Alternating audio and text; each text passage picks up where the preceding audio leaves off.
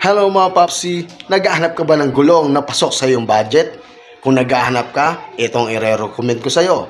Ito ang KRX Motorcycle Tire na siguradong pasok sa budget mo. Umorder ako ng 2 gulong na gagamitin ko sa aking tricycle.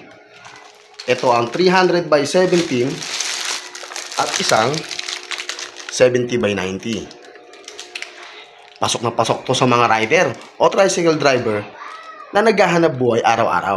Marami rin siyang sizes na pwede mong pagpilian na babagay dyan sa iyong motor. Kaya kung medyo tight ka sa iyong budget at naghahanap ka ng mura at quality, ay dito ka na sa KRX Motorcycle Tire. Ito ang 70 by 90. Tanggalin na natin ang balot para makita na natin. At ito na nga ang rubber niya, ang ganda. Makapal na rin siya, kaya tingin ko tatagal ito.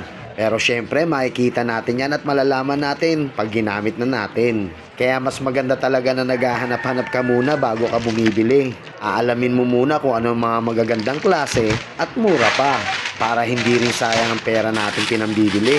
Minsan kailangan din natin kasi maging mabusisi dahil hindi naman din ganun kadali kitain ang perang pinambibili natin. Kaya dapat good quality at syempre yung masasatisfied ka.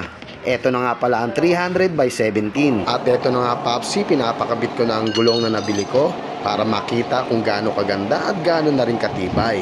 Medyo matagal-tagal na rin talaga ako hindi nakapagpalit ng gulong. Kaya naghanap talaga ako ng affordable price na ipapalit ko dito.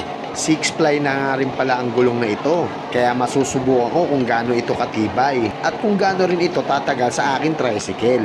Dahil kung sa pang-araw-araw na gagamitin mo ito, siguradong sulit ang pera mo dito.